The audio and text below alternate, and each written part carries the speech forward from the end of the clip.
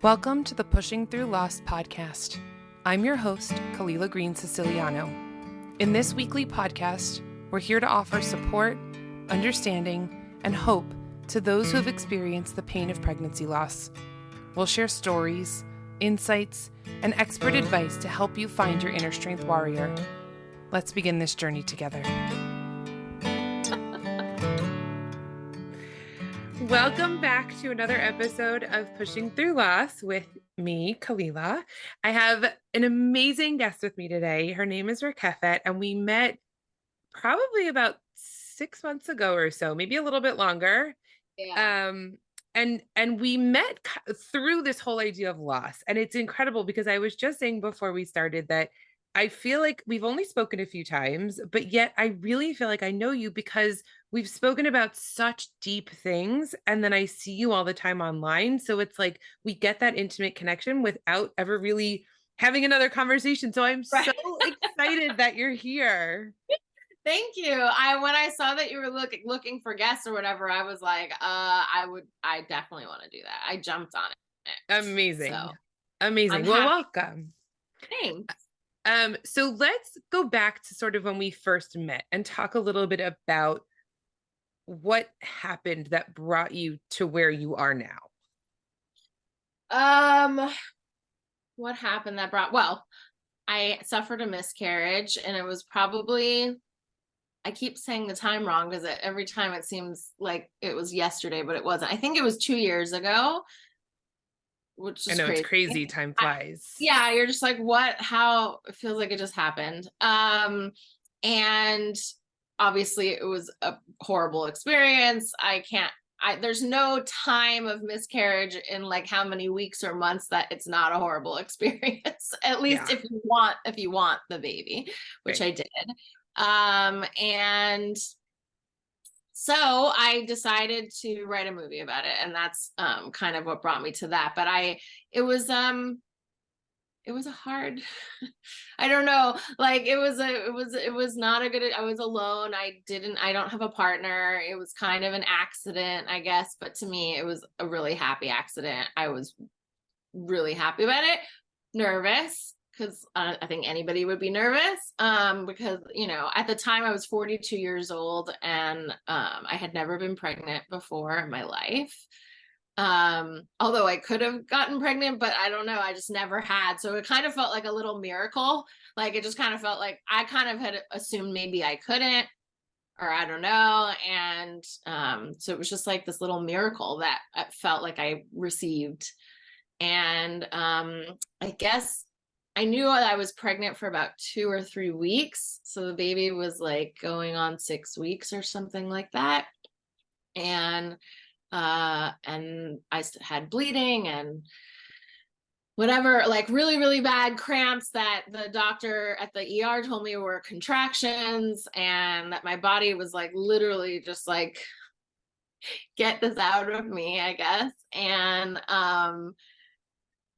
anyway, it was like 2 or 3 days of horrible pain and, just horrible, and being scared and whatever. And then they confirmed that the baby was no longer. And it just affected me a lot more than I thought it would. I don't know what I thought it would. I don't know that I even readied myself for that possibility. I guess because nobody talks about miscarriage, which is why I'm trying to, and you are trying to make it more something that people can talk about. But I guess because nobody talks about it, I didn't know very much about even what it meant and what it was and how it happened and what things happen. And like, I had no idea about the blood or the pain or the this, or I had no idea because nobody had ever talked about it to me. And we never learned about it. Like in sex ed, you learned about all this other stuff, but we didn't learn about that. We learned about periods, but we didn't learn about that. We learned about pregnancy. And I think it just all caught me really off guard. And so then it became this really traumatic experience that I think if I had known a little bit more about, maybe would have lessened the trauma a little, because at least I would have expected what was going to happen next, kind of a thing. Right. I don't know if it does, but anyway, the fact that I didn't know, which is this like blind experience that I was having, was scary. And so I now know there are lots of organizations out there that are there for women to take advantage of. But at the time I didn't, and I wish I had. And so that's become kind of part of my mission with my movie and the song that I wrote and everything, to make these places more available and more known about, and that the support is out there, and that it's okay to feel it the way that you feel. And because I felt like it was an overreaction almost. I was really hard on myself, and I was like, it was 6 weeks or whatever. Like, what could you possibly be even grieving, But I was grieving a life I had been imagining every second since I found out. And that life was already very real to me. Like within 2 weeks, it was like my new life. I was in mid adjustment. I was scared. I was like, how am I going to do this? I was looking for a house with another bedroom. I was like, Right. You start looking at everything. You're looking at baby your whole strollers, and you're life. looking at clothes, and you're looking at a crib, and like the whole thing changes. Yeah. I told my employer, I'm probably going to be gone in a few months. I'm sorry. I'm going to have, like, I was preparing for an entirely new and scary and exciting life that I had like wanted forever. Right. And then in like 3 days of pain and blood and horrible, gross experiences, It's gone. it was just gone. Right. And it just felt like you're literally ripping something away from you. And it's totally isolating because like you said before, you didn't know what to expect. You didn't know what was normal or what you should be feeling or shouldn't be feeling. And you felt guilty for feeling all of these such strong emotions. But like, there's no reason to feel guilty on it. You had this whole life that now you're like, it's gone. Well, and a few people, of course, there was lots of well-meaning things, but if there were a couple people that were like, well, it was early, it wasn't even a baby yet, and it's like, it doesn't matter what it actually physically was or not. That has nothing to do with it at Right. all. Right. Like, And whatsoever. technically it is a baby. It's just an earlier stage of baby. Yeah, and you know what? If you want, and like, whatever, it wasn't even about the physical baby. It was Right. about what the baby was going to become, Right. and the baby that was to be. Right. And And all those well-meaning comments are always like, they try, and then you go, oh, that did not you were so sound close. good. Right. Close. They're like, Right. I'm so sorry. Good. Stop. That would Stop be there. awful. Yes, absolutely. I can't imagine what's like, right? And then something else comes up. And Right. there's a lot of that in my film as well, of like, just like a roll call of things that people said to me that were meaning to be helpful, and they had the best of intentions, and I don't hold it against them, but it's because they don't know. Right. And those things are hurtful, and they But end I up. think that's such a great point for your film too, because it really is that teachable moment to somebody else that, okay, there are sometimes the right thing and the wrong thing to say. Oh yeah, I mean, yeah, and it's hard with grief, any kind of grief, when anybody dies, like, it's hard to be like, well, like, what do you say to that person? Right. And I think the answer is just, you say, I'm sorry, like, that must be hard, I can't, Right. whatever, and you just empathize with their position, and don't try to fix it, and don't try Right. to make it better, and don't try to distract from it, and don't Right. try to, or judge how long it's taking them to deal with it, or whatever Right. it is. Right. And sometimes just to sit. Yeah, and just to like be there sitting next to Yeah. them. Yeah, I teach this I just taught about empathy in my 7th grade class in Hebrew school. Nice. And I showed them a clip from Inside Out, the movie Inside Out, which is like I one of my favorite I movies. love that movie. So when Bing Bong is sad, his toy is lost, and he's like despondent and sitting and just like doesn't know what to do. And Joy is like, come on, it's fine. It's going to be great. Just come with me. Like, don't worry about that right now. It's not important. Like, at least you have this, and at least this, and at least that. Because at least is like the worst thing to say to somebody. And then Sadness just goes and literally sits down next to Bing Bong And it's like, I'll be there with your it's sadness. okay to cry. I'm gonna sit with you, and that's okay. And that is actually what ended up making him feel better. And Joy was happy, but it's Right. like that's not necessarily where that person is and what they need. It's the most amazing clip for like to empathy, you know. And she like physically sits down like next to him in his physical space. Like, I'm going to bring myself down to where you are, and I'm just going to be there with you. Yeah. That movie in general has so many good lessons in it. I feel like even at the end, to understand that you need sadness to understand joy was like the moment that just hit it home for me. Yeah, because what's one without the other? It's nothing. Exactly. It's whatever. Exactly. Yeah, that movie is so deep. I cry every time Bing Bong gets uh, the, I can't. no, It's me neither. horrible. I know. I It, want to cry just thinking about it. the first time I Um, saw it with my kids, I think my daughter was like 8 years old because it didn't come out that long ago, and she's 12 now. And I remember like she was looking at me in the theater like, are you okay? And I was like, it's fine. Just all those movies do it to me. That last one, Elemental or whatever it was called. yeah, I didn't even, and it was about immigrants coming and like whatever, which I relate to on a personal level with my parents. But like, I was like, this movie, eh. But by the end, I was just crying, and I was were like, wow, you? they did it. They got it in the I fire. haven't watched it And all the way through, so oh, I don't have that experience all yet. right. Well, I won't ruin it. I'm glad I didn't ruin it. I wasn't loving the movie, to be honest. I was like, this is all right. They could do better. I was just like, ah. And Right. then it just gets you, and you're like, you did it. You set me up Pixar. for it, and you got me. Yeah. Yeah. Well, speaking of movies, I didn't watch your trailer yet, but I watched the music video Oh, and nice. I did and I was actually in a meeting and I had a visceral reaction to it and I had to like turn off my camera for a minute because I was like No. I didn't expect it to hit that hard. Like I really tried to process the emotions and I really tried to not work through it, but like, you have to continue living Right. and there was a moment and I'm probably going to cry where you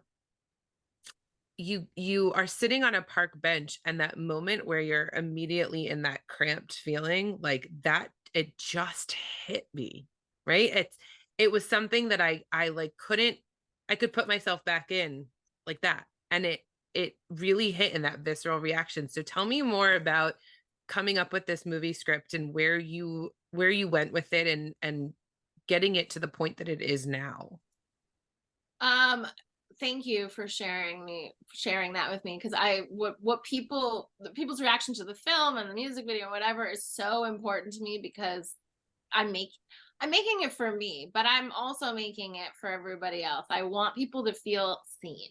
I want people to be like, that's also how I feel. And Right. now do you see? Now do you get it? So that's honestly my motivation. I want people Yeah. to understand us and how it feels. Yeah. And so it's interesting that you said it's that part. Like, everyone that's seen the film or the trailer or whatever, they all have a different part that's the part. That's the part that really hit for them. And I love that, because it means that there are so many parts that Right. are true to the experience, and that all these people are finding their experience in my experience, or in the experience that I present in the film. Right. Um, the film is not about my personal experience as far as like details as to how it happened and how far along I was and all that stuff. In the movie, the character that I play is 6 months pregnant. And the reason I did that is I wasn't trying to tell my story. I didn't find my story to be particularly exciting as a story. I wanted to show my feelings. So I took my feelings and I put them into a different story, but it's all of my feelings. And it's this feeling, the movie is about her wanting this life that she never got to have.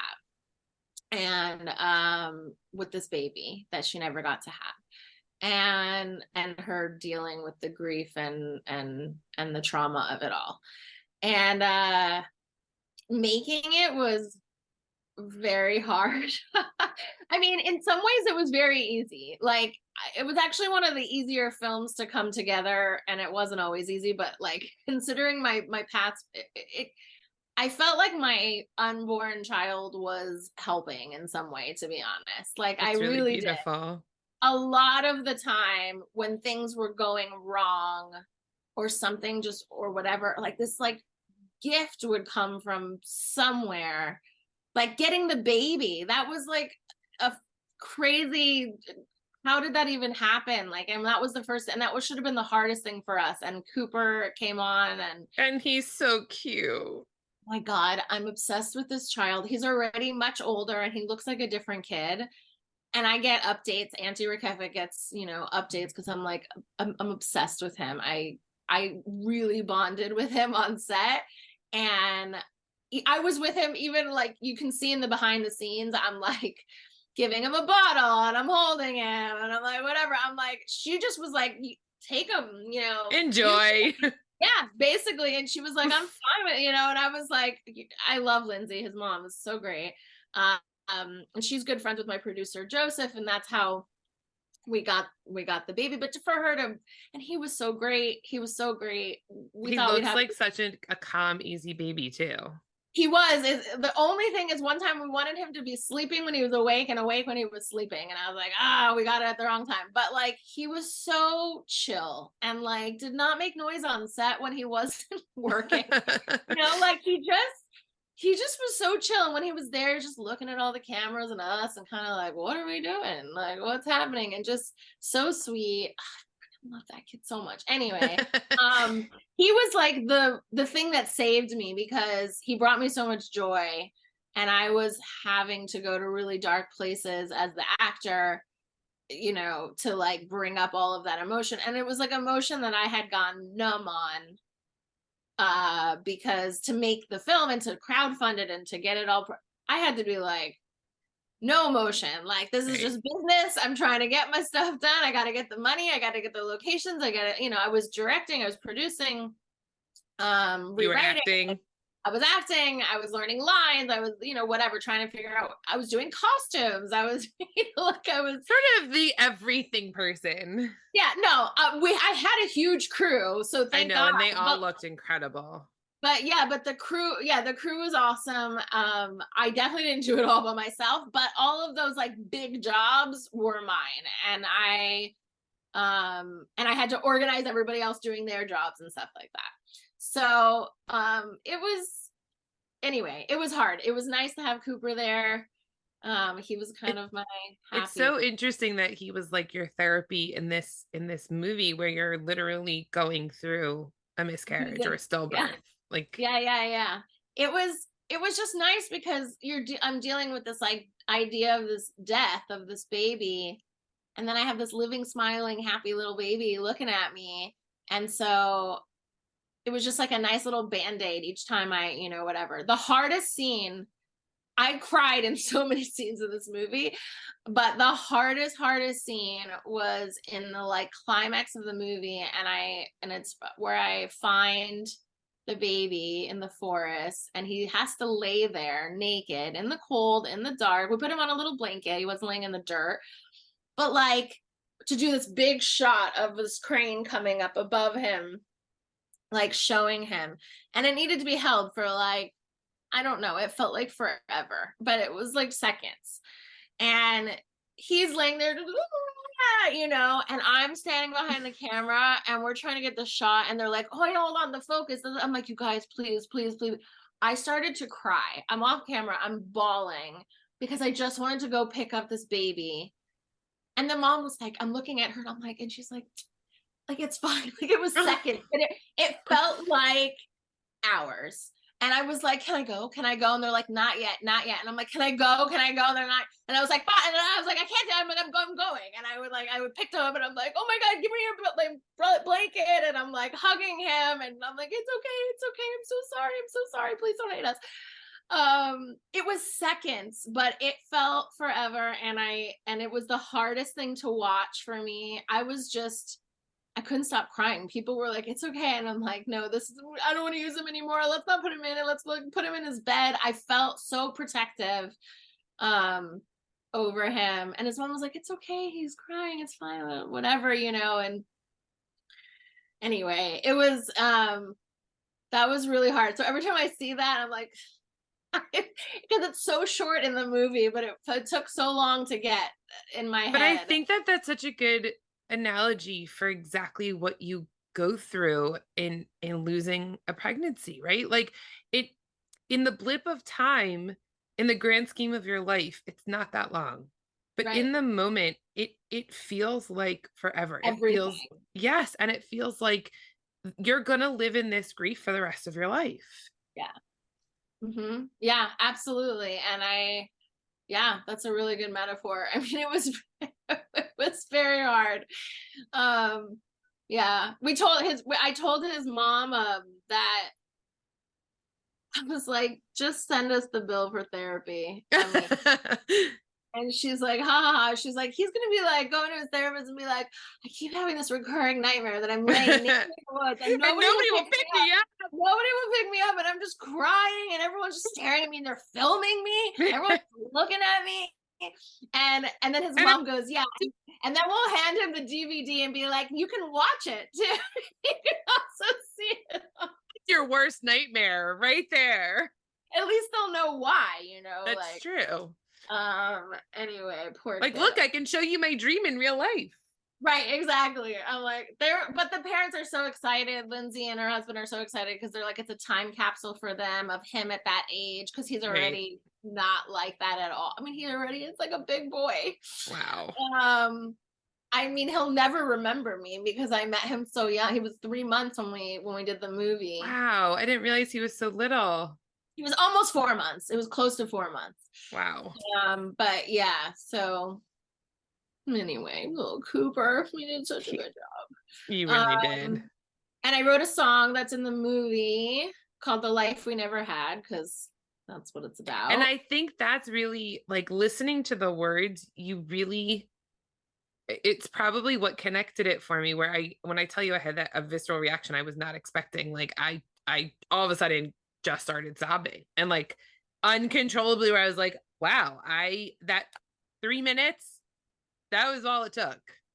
I know, and I'm like, the movie's gonna be a lot harder, probably. That's another thing, is I don't want to trigger anybody in a bad way. I don't think crying is necessarily a bad reaction. In a way, that's the reaction I guess that I'm going for. I hate that the reaction I'm going for is to bring pain to somebody, but it's not to But bring it's not pain. pain. It's It, healing. I hope it, that it's healing. it totally was, because I think, and look, I come at it from a different perspective because I was a surrogate. So I was feeling it for the parents that had that dream, and it is therapeutic, and it is so important to feel those emotions. Like that's the whole reason why I created this podcast, is because like you said, pregnancy loss is not talked about, and we need to be able to process it. We need to be able to understand what happens, not just physically but emotionally, and that it's okay to cry, and that it's okay to feel these big feelings, whether you had an ectopic pregnancy or you lost the baby at 6 weeks or 12 weeks or it was a stillbirth, whatever it was, they're all valid. Yeah. And yeah, that's what I'm hoping that it does. I'm hoping that just by feeling validated in your experience is healing in some way, I guess. Right. And with the film, there were some notes. People thought some things could be cut that were honestly, I think, too uncomfortable for some people to Oh, watch. interesting. Not people who had that experience, people who hadn't, people feeling uncomfortable with the idea of a woman being so sad about something. I think that made some people uncomfortable, and they felt it could be shorter and less. And I was like, no, I think that we should sit in it because she's sitting in it. That's the point. Why Right. should we cut it shorter to make it easier on Right. somebody watching it versus saying, why don't you just sit with me in this pain and witness it and acknowledge it and whatever, And I hope there is not one single tear in this film that is fake. I'm sure. Like, not one single tear. I was not sure I could do it because you have to do it take after take after take for different angles. And if I was never sure it was going to come again. Like I was never sure, and I was like ready to, like, okay, if we need a tear stick or something, I don't know. I never needed anything. Take after take after take. All I had to do was sit myself in the situation and remind myself what it felt like. And it took very little to Yeah. put myself back there. And then, and it would just like release out of me. And Yeah. there were some takes I couldn't stop. Like we had to continue on with things. And I was like, You're I'm like, wait, wait, still, wait, I'm not ready. I'm just going like, just move the mics and I'll be over there in a second. Like, I Yeah. mean, like, just like, it was very hard, but I hope that that's what makes the movie powerful, but also knowing that I wrote it and that it's about my experience, my feelings in my experience. And I hope that, yeah. So next week we're putting out a press release about the song and the music video releasing on National Pregnancy and Infant Loss Remembrance Day, which is October Amazing. 15th. Empty Cradle, I think, is going to give us a quote. They're an organization in San Diego, so they're kind of working with us. We sent them a sneak preview of the film. So Amazing. hoping that they can work with us and we can work with them. And I'm going to be launching another, probably just a GoFundMe, because we need to raise money to get the movie out to where people will see it. Right. And we wasted it on an extra day of shooting. Not wasted, but we needed it for another day of shooting, and post-production costs a little more than we thought. Right. And now we're like out of money and we need more money to continue. Now we need to get it out there, and that's going to cost money. So, Right. but this time, instead of donating 5% to organizations, we're going to give 20% of whatever we Amazing. to organizations. And anyone who already donated has no obligation to donate again. I'm not trying to like suck anybody dry here. It's just more of a, if you didn't get a chance and you want to help, 20% of whatever you give us will go directly to these organizations, just like the last $1,000 that we donated, which this will be more because that was only 5%. But well, depending. Anyway, Hopefully. hopefully that's the goal. I would like for it to be more, Yeah. because these organizations are amazing, and including yours. And Thank like, I you. want to make sure that women and families have access to that stuff. And if I can use my pain for something good, then it feels more worth it. And it feels like I honored Max Jacob, the name I gave to my unborn son. And I hope that like he's up there and he's proud and he's like, yeah, I did something. I like affected My a life bunch of, meant something. yeah. And maybe literally that's what it was supposed to be. I don't Yeah. know. Maybe it's a And sucky that's the hardest part. yeah. Right. I Because don't you're want like, to think that, but maybe it is. Maybe he yeah. was supposed to inspire me to do what I'm doing right now. And that is going to affect other people's lives in a good way, hopefully. And maybe like that was God or the universe's plan, was to be like, I'm going to give you something so that you can give something and maybe make a change. And that is a good enough reason for like the worst thing that's ever happened to me.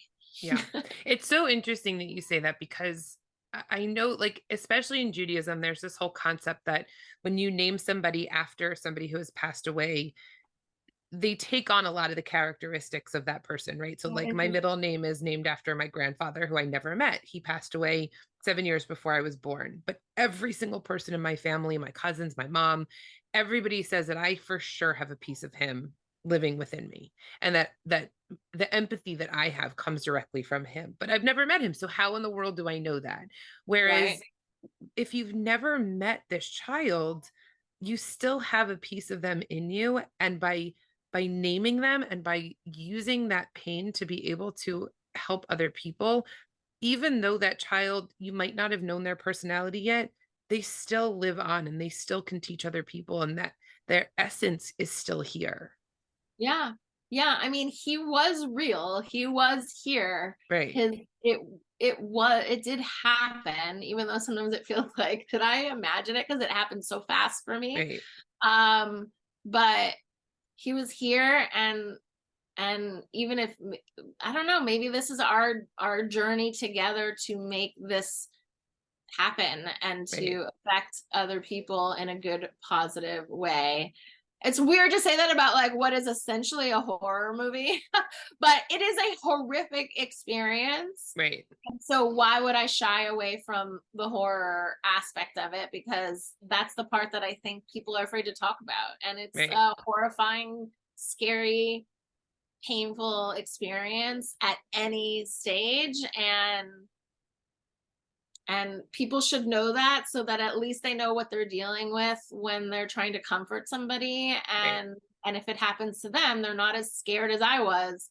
You know, my mom luckily had a miscarriage, so she was with me the whole time, being amazing. My mom is a warrior. I love my mom.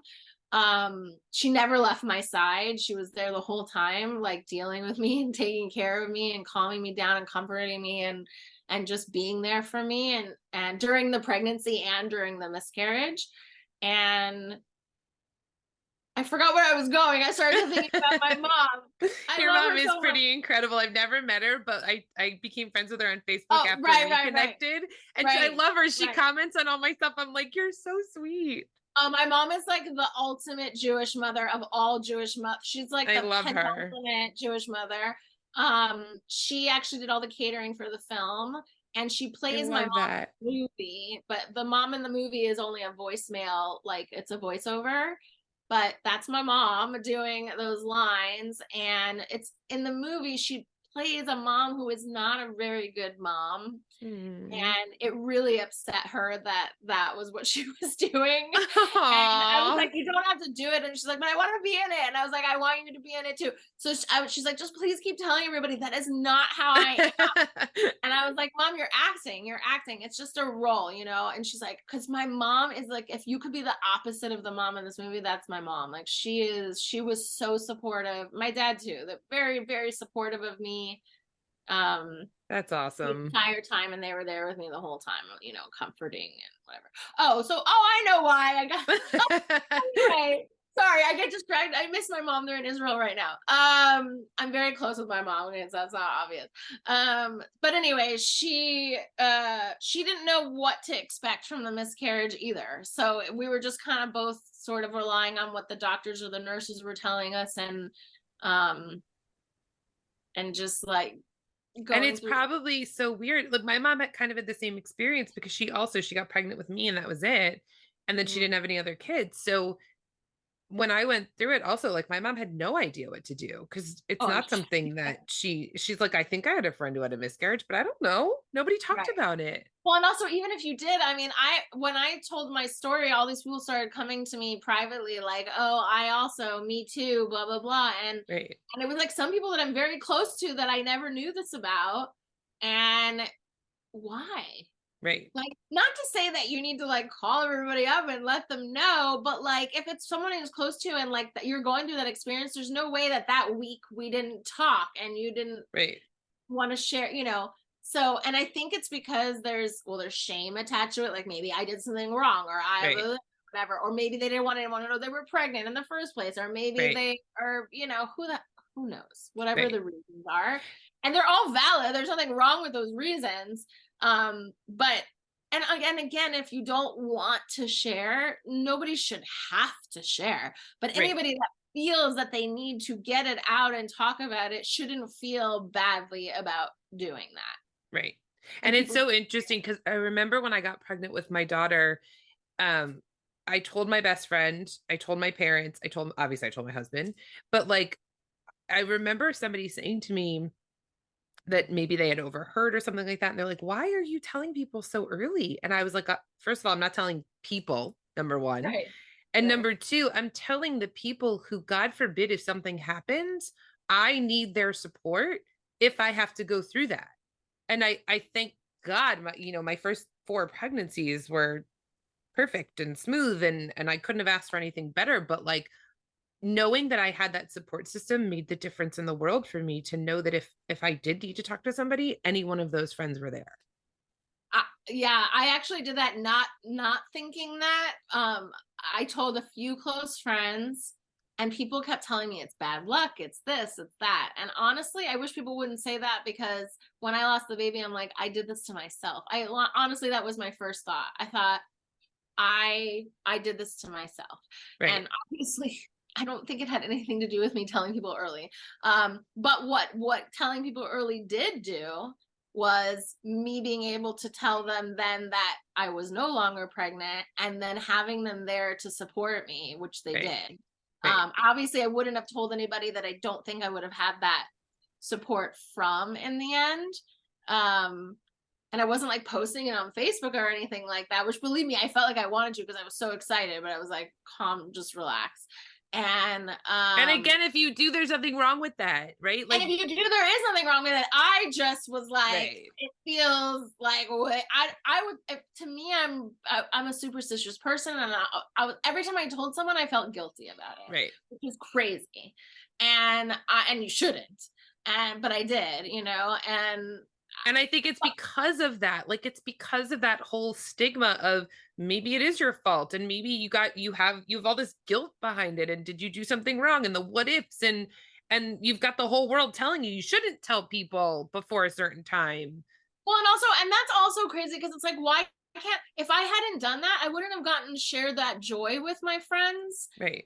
before I had to share the other stuff, which I would have shared with them anyway. Right. Everyone, I said, what's the reason for not telling people? And everyone's reason is always like, well, then you're going to have to tell them if something goes wrong. And I'm like, I'm going to tell them if something goes wrong probably anyway, but at Right. least now I get to experience the, oh my God, I'm pregnant, I'm so excited stage of it that I didn't get, that I would have just completely not ever gotten. Right. Ever. Like, oh, by the way, I was pregnant. And that's even Right. worse. Yeah, because then it's just like, oh, yeah, oh, that's, oh, Ugh. and then it's just like, Right. but it's like, instead I got 2 weeks of my friends, like one of my friends sent me like headphones to put on my belly for the music. And she's like, I Oh, know it's like really soon, but I just, you got to do this. It's so great or whatever. And like, and then I lost the baby, and of course she was there for me, and I was like, I'll return the gift. And she's like, oh my God, don't worry about it.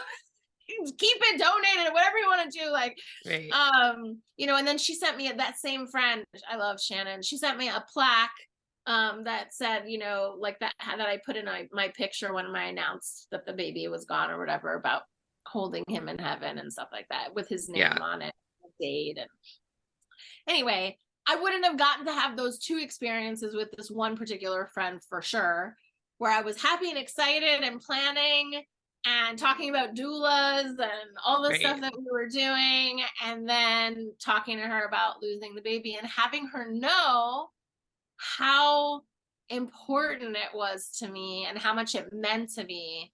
Because if I just told her the second part, she never would have experienced all the how much I wanted it part. You know Right. what I mean?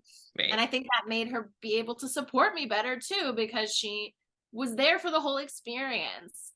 And if your good friends and family can't be there for the whole experience, then how good of friends are they? Right. You know what I mean? Like, I don't know. Totally.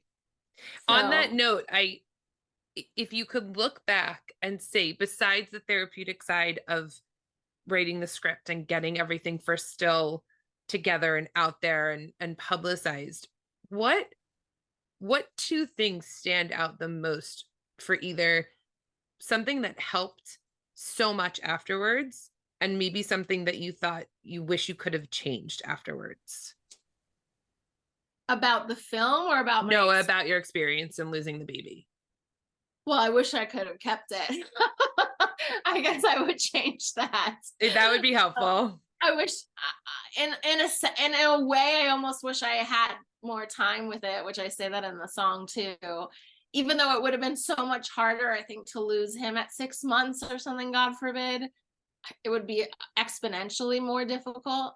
I would have had those 6 months. Right. You know what I mean? And It's like any little time, you grasp at it. And yeah, and that's kind of where part of the stuff in the movie came from too, because I had this like feeling of, I just want him back. And like, so much so that the thing that came out of me that I threw in the trash, the pieces of him, I went digging in the trash to get out, because I was so delusional. I honestly thought, I pictured myself putting it in some kind of container and like keeping it, which I didn't. I buried it. But like, I was so like in that place of like, I I just just need to do something. separated from him. I will even keep this disgusting thing that came out of me with, and it's crazy, and I'm so glad I didn't do that. But at the time, that made perfect sense to me. But I mean, burying him perfect. made it real. Like having that little plaque that you said your friend Shannon sent and burying him, if you had just continued to throw him out, and like again, there is no right or wrong in this. What you No, but for needed, me, it was something I couldn't live with. right? And what you I just, needed was to say, like, okay, now I have this piece of me, but I'm gonna bury it. I'm gonna give it that the proper goodbye, as opposed to just being right, like, okay, that's it. right. And if somebody wants to be okay, that's it. Honestly, I have no judgment. I No, of course I not. I I couldn't. I just couldn't. I could Right. not. And it didn't feel right. And I was like, my mom ended up digging through the trash. I started, but she finished because she put on gloves and she just like went in Oh, there and like found the bag that I threw it away in, and went out and bought flowers and soil and stuff to put it in a plant for me in front of the house, which I mean, I let the plant die, which is some kind of metaphor, I'm sure. The plant is dead, but the that's soil it's so is funny because there. there's some people who say like, don't get a plant because what happens when the plant dies and it's all this trauma again. And I'm like, I hear it. But I you do know not have a what? green It's thumb. true. It's true. I've killed any. I cannot keep plants or flowers alive to kill. And Nope. I'm named after a flower, but I don't know how to take care of them or myself clearly. Anyway, Yep. so now it's just soil, but at least I know it's my soil. And I'm gonna you're take is that. the plaque there or no? Do you have the plaque inside? So the plaque is in my house because it would get Okay. ruined outside. But and I put the little bear from the movie that we used in the movie. The bear is next to it. Aww. It's like a little, it's not a shrine, but it's like just a little section that I have there, like mixed in with family photos and stuff like that. Just to kind of honor him. And I don't know. I really think that he's helping me with this movie. And if we get into one of the really big festivals, which I've been trying to do, then I'll know. That is how I'll know. That is definitely how I'll know. If we get into like a big festival, I'll be like, thank you, Max, doing your magic up there. Totally. But yeah, like we got just so many great things came out of this. Um and it wasn't like, it's been hard, but it wasn't that hard in the sense of making it come together. It just kind of did. Right. Um, and hopefully it will continue to, and we can get it out there. And the music video is coming out. The music video has stuff from the film that is not in the trailer, so there's a few more glimpses at stuff from the film, but we tried not to put anything that would give anything away or make anything too spoilery. There's definitely sections of the film that are not out yet, and so hopefully it doesn't traumatize anybody. And I hope that, you know, if somebody feels ready to watch it, that they get something, some kind of validation and comfort out of it. Totally. I mean, I definitely recommend when the trailer comes out, when the video is released, when the movie is out in film festivals, even if it's triggering, it is so worthwhile to see because it really does validate in every way, shape, or form that like whatever you're feeling is raw and emotional, and it's like I said before, it doesn't matter if it was an ectopic pregnancy or if it was 6 weeks or 12 weeks or 16 weeks or whatever. It's all valid, and it really helps to like push those emotions and really get to the core of the feels. Yeah. Yeah, no, it does. I mean, even I'm starting to unnumb from the film. Like I had to like bring it all back and then I couldn't get rid of it. And now I'm like numb again because I'm back into like producer mode. And but every so often it'll catch me off guard. I'll watch it even though I've seen it 5 billion times, or I'll see the music video for the first time and I was like, and I'll start to feel it again. And I'm glad because as soon as I stop feeling it, I feel like that will feel sad for me because I won't remember. And Right. I want to remember even the pain, Right. because it feels like it was just a part of it and him and the experience. And so I don't want even the pain to go away necessarily altogether. It Right. would be nice when it's not up here, and it's a Right. little bit more inside my heart and it's just kind of a well protected pain, I guess. But yeah, I get I'm kind of a masochist. I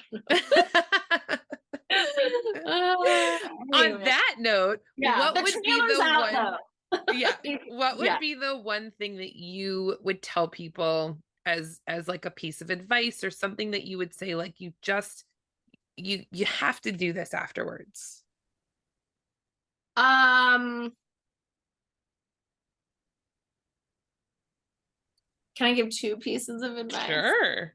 The step one would be sit with it as long as you need.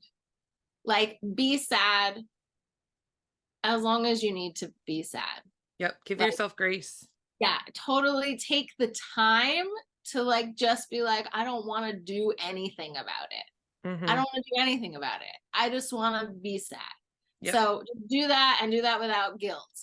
And then I think for two, my advice, because it worked and helped me, is to try to create something out of it. So for me, it was creating the film and the song or whatever. For somebody else, it might be a painting, it might be a poem, it might be a letter, it might be going to volunteer for one of those organizations that helps other women. It might be creating a support group for people in your community. It might be creating a magazine or a podcast or something that you can take, because the thing is everybody who's lost a pregnancy or an infant has lost like something they created. So I feel like if you go and create something out of it, you didn't lose the creation. The creation just changed form. I Mhm. didn't create a baby. I wanted to, but I didn't. Instead, I created a film, a song, and a way to reach other people who may be hurting and need support and validation.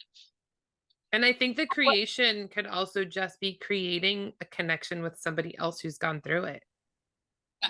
Absolutely. Anything, what I'm saying, so that's, I guess that's what I mean by create. Anything that you're putting into the world that was not there before. Right.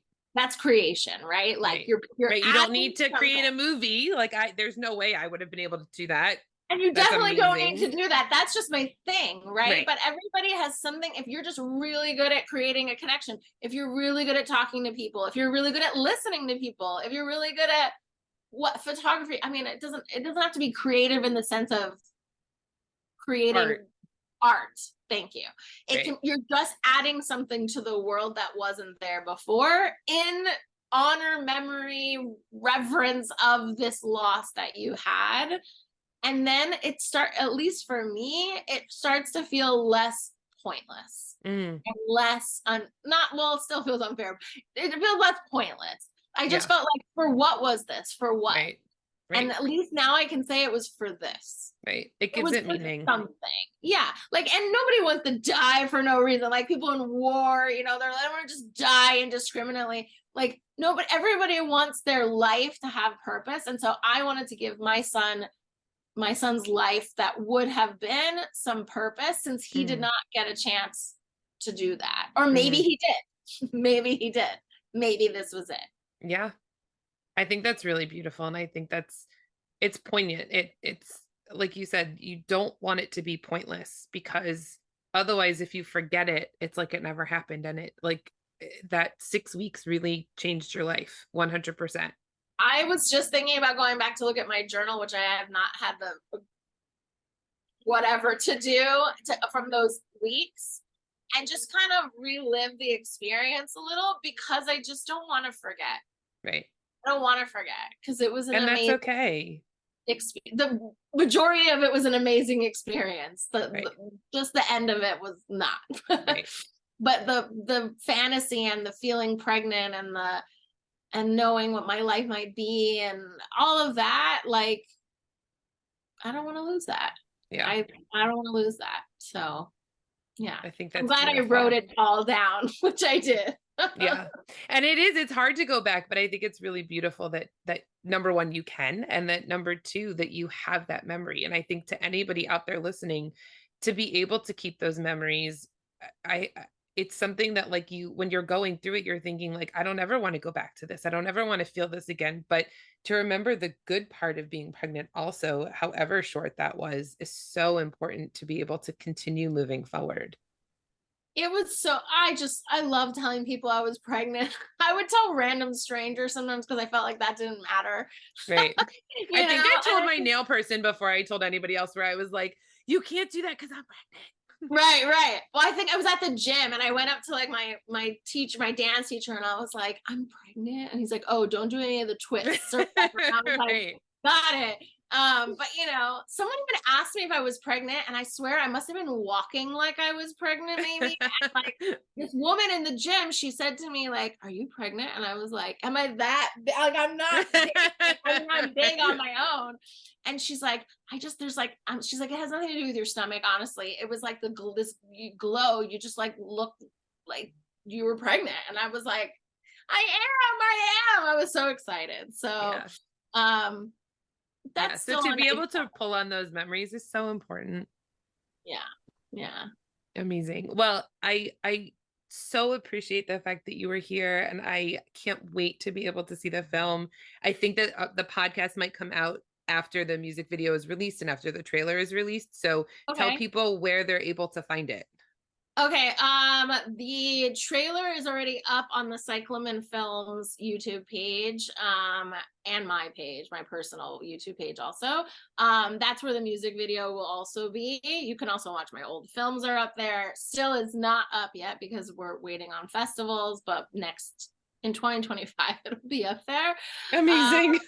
yeah, who knows? And then as far as the song, it's going to be streaming after October 15th on all music streaming platforms. So Apple Music and Spotify and I don't know, all of the anywhere you get your music, it should be Nice. findable. Sarah Smith, The Life We Never Had. And And we'll try and put all the links in the show notes and everything.